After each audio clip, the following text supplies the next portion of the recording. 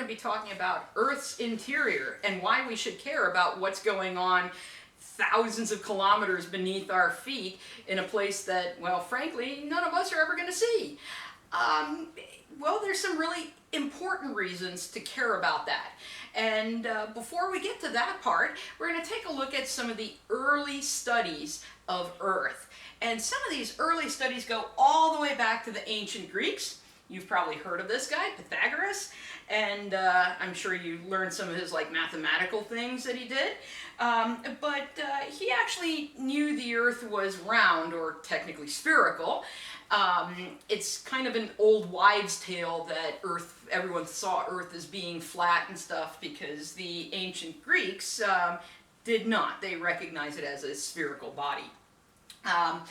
And then this guy here, Eratosthenes, again, one of our Greeks, he calculated Earth's radius through a very interesting experiment looking at shadows cast by the sun at different locations. And anyway, he calculated the radius, so how far it is from the surface of the Earth to the center of the Earth at 6,350 kilometers.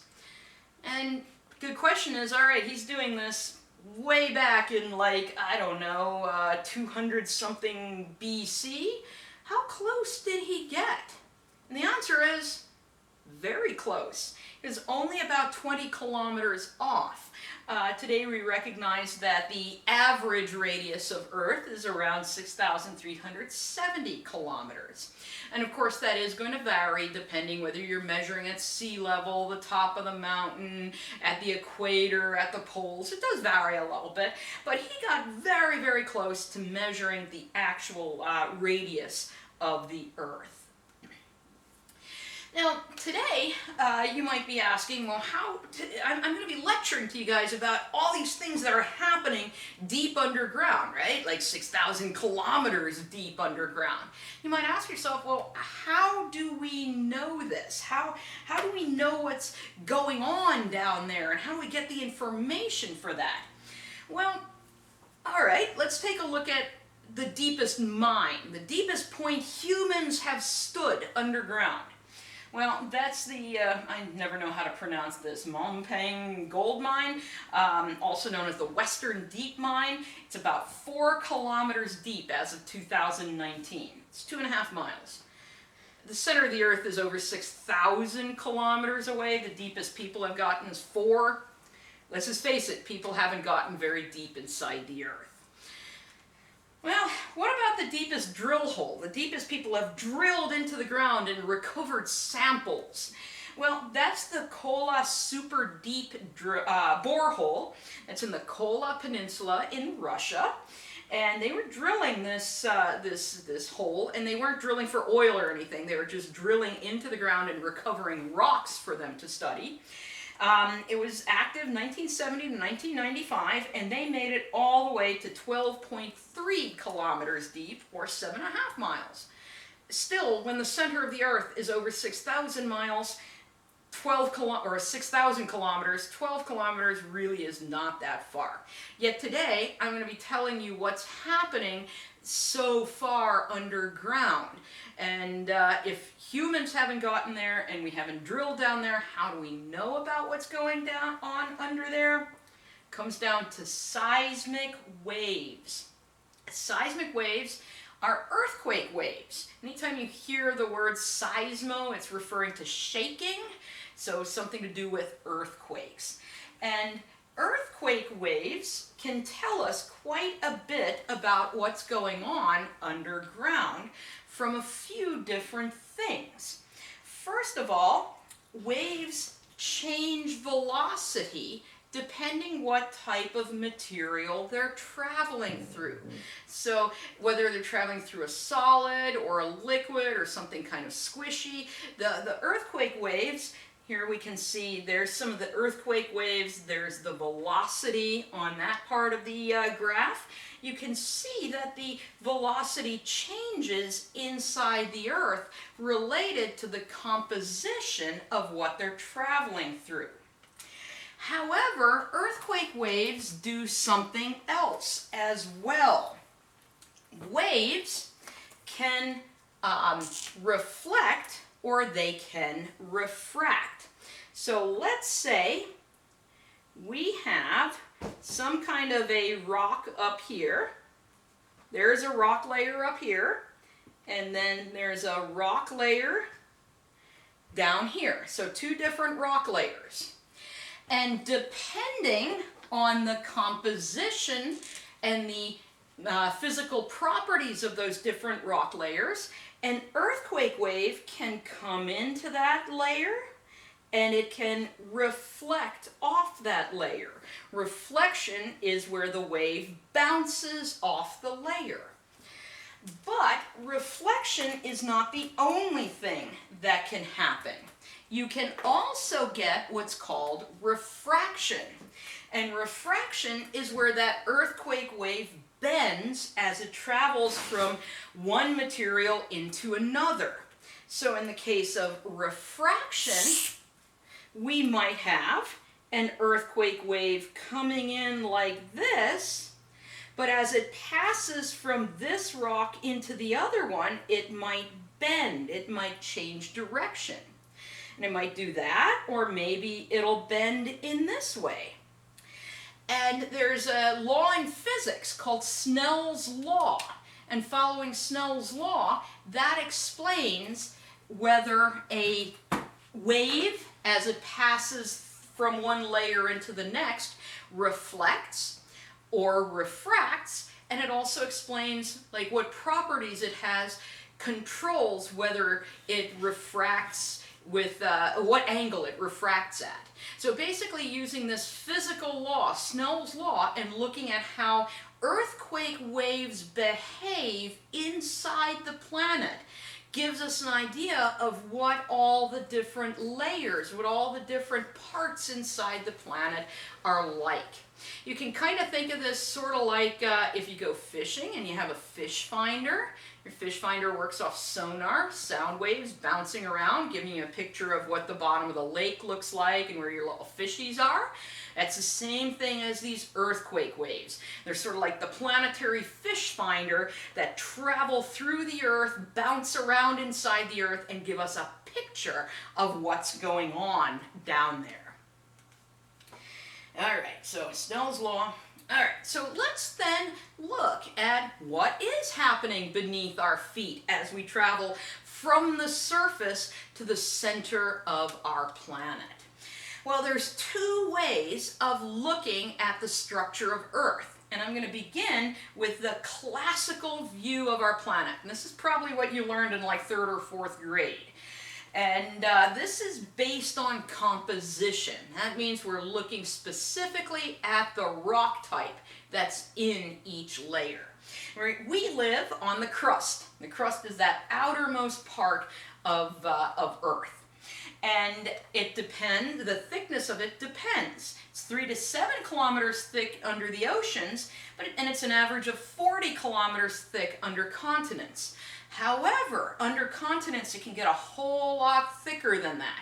If you're where there's a big mountain range or something like the Himalayas, it can be double that thickness. You know, the density varies as well. Ocean crust is about a little over 3, and continental crust is less than 3, around 2.7 grams per cubic centimeter density. And the whole reason why the density is different is because the composition of ocean crust versus continental crust is different. Ocean crust is made out of basalt. Remember, that's that black mafic igneous rock. And your typical continental crust is made out of granite. And no, not all continental crust is made out of granite, but you know, granite's made out of like quartz, feldspar, mica, and a few random other things. That's like your typical continental crust is quartz, feldspar, and a few random other things. So we say that it's kind of a granitic composition. And that's why it's lower density than the ocean. Now, once we get to the bottom of the crust and we enter our next layer, there's a boundary, right? Just like at your neighbor's yard, right? You leave your yard, go into your neighbor's yard, there's like the property line there. Well, the property line between the crust and the layer underneath is called the Mohorovičić discontinuity. And geologists get really tired of saying Mohorovičić, so we shorten this to the MOHO. Why does it have this long name? Mohorovičić was a seismologist, a scientist who studies earthquake waves, and he noticed that when the earthquake waves left the crust and entered the mantle, the layer underneath, they started traveling a lot faster. And since he was the person who noticed this, he gets his name assigned to that. So the boundary is the MOHO. Now once we cross the MOHO, leave the crust behind, and enter the mantle, well, we're going to be in a different rock type. That's why some of the characteristics of the earthquake waves change. Now the mantle is a whole lot thicker, it is denser than the crust, and the reason is it's made on average from peridotite, which is ultramafic, right? It has lots of iron in it and magnesium in it, and so it's going to be a denser rock type. All right, so we go through the mantle, and then we're going to enter our third layer within the planet. But again, there's going to be a boundary there, and this is often called the ultra-low velocity zone, or we shorten it to ULVZ. And that's because when the earthquake waves leave the mantle and enter the core, the next layer of the Earth, they really, really slow down, right? That's why it's ultra-low velocity. So now we've entered the core. The core is also quite thick. It's also very dense, and the reason it's dense is it's made predominantly from iron and nickel, although there's probably a few other elements down there as well. And so this is kind of that classical way that people viewed the Earth. It's, you know, the thin crust and then the thicker mantle and then the core at the center of it. And that's all nice, and that's probably what you learned, like I said, in 3rd grade. But as geologists were studying the planet and the way the planet behaves, they recognized, yes, it's very important to know what the planet is made out of, right, the composition, but this doesn't explain everything about Earth's behavior. So as people studied Earth more, they developed a different perspective, a different way of looking at the planet. And this is called the geophysical structure of the Earth. And here we don't really care what composition it has, but we care what the state of matter is. And for a geologist, we care whether the rocks are solid, whether they are liquid, right, liquid magma or lava, or whether there's something we call plastic. And plastic means they're kind of squishy. They're not really liquid, but they're not a rigid solid. And when I try to explain plastic to people, I usually use, like, if you like Oreo cookies, you know, the stuff in the middle of the Oreo cookie, and I guess it's called stuff, right? That's why you have double stuffed Oreos. Well, that's kind of plastic, right? It's not a rigid solid, it's kind of squishy, you can mush it around and stuff. Well, okay, that's plastic. So you have a rigid solid, you have plastic, which is not really liquid, but it's not a rigid solid, it's squishy, and you have liquid. So now let's look at the structure of the Earth using these states of matter. Well, we then live on the lithosphere. You can see the lithosphere is anywhere from 5 to 250 kilometers thick. That means it includes all of the crust and the upper part of the mantle. It is solid, and that should be easy to remember because think of the rocks we live on. They're solid, right? So the lithosphere is solid. Underneath the lithosphere, we get to something called the asthenosphere. Astheno in Greek means weak, as in not strong, right? And it's called this because this layer is plastic. This is that mushy layer that can be kind of pushed around and stuff, right? So it's weak. And this goes from wherever the base of the lithosphere is to 660 kilometers deep. And it always ends around 660. Then underneath the mesosphere, we get another solid layer, or sorry, underneath the asthenosphere, we get the mesosphere, which is another solid layer. But then we enter the outer core. The outer core is liquid. In a little bit, we're going to see how important it is that that outer core is liquid. And then we get all the way to the center of the planet, and we have a solid inner core. Sometimes people ask me, well, wait a minute, if the core, all of it, is made from iron and nickel, how come the inner core is solid and the outer core is liquid? Shouldn't the inner core be liquid as well? It's really, really hot down there, right? Well, the reason the inner core is solid has to do with pressure. The higher the pressure on something, it forces the material to stay solid. And there is so much pressure on the inner core that even though it's very hot, the material down there is forced to stay solid because of that high pressure. All right, so what we have here, this is a diagram. Of course, you have these PowerPoints as well, and all we're doing here is comparing the classical subdivisions of the crust, mantle, and core to the geophysical ones of the lithosphere, asthenosphere, and so on. And kind of just visually letting you see how they compare, and like how the ocean crust is thin, the continental crust is thick, and so on. That's what that diagram is intended for.